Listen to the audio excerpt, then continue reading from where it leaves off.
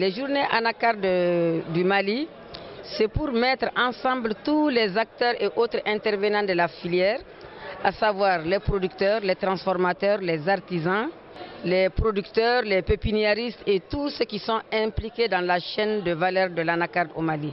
Et puis c'est une occasion de discuter des différents problèmes liés à la filière anacarde et de trouver des solutions. Et finalement, c'est de permettre le lancement officiel de la campagne de commercialisation. Ça fait longtemps que la coopération espagnole est intéressée, depuis 2010 avec le projet CETARS.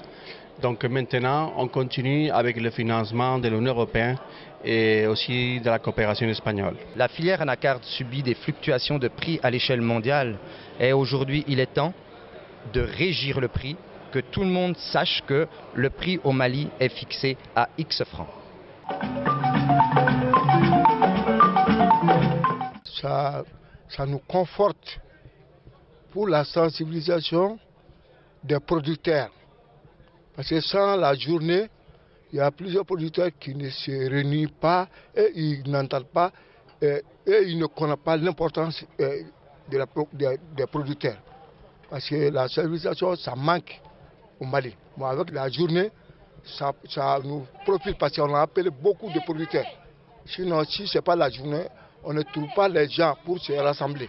Lors de la journée, on a toujours l'opportunité de se voir entre acteurs et discuter entre acteurs, non seulement pour connaître mieux la filière, on discute de beaucoup de choses. Ensuite, pour la filière transformation, la mise en œuvre des activités de transformation. Je trouve que l'atelier est extrêmement justifiable et doit être pérennisé.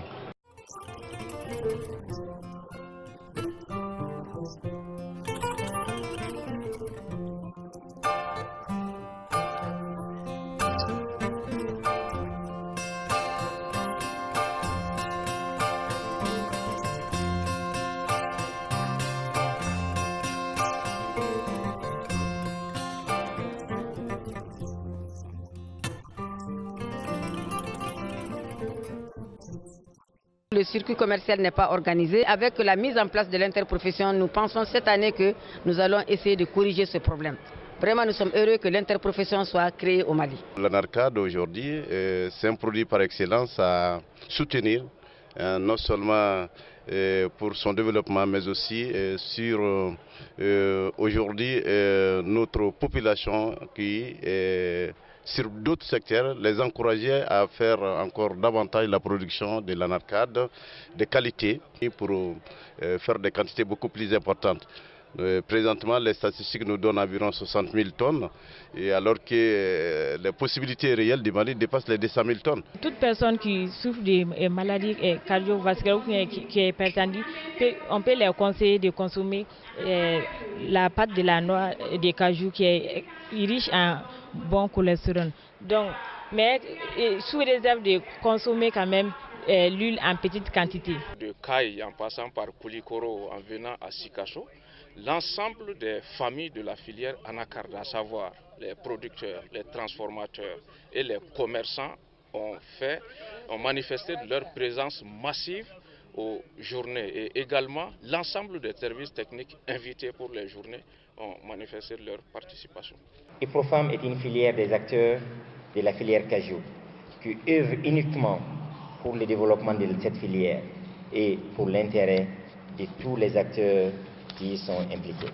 Le gouvernement du Mali ambitionne de promouvoir les filières durables, modernes et compétitives, reposant sur des acteurs que vous êtes, producteurs, commerçants, transporteurs, organisés en vue d'améliorer les opportunités économiques et d'emploi, notamment pour les jeunes.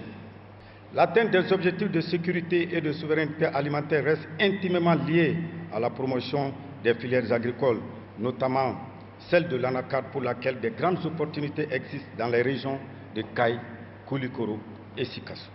La 7e édition, c'est l'année prochaine, si Dieu nous prête longue vie, à la même période.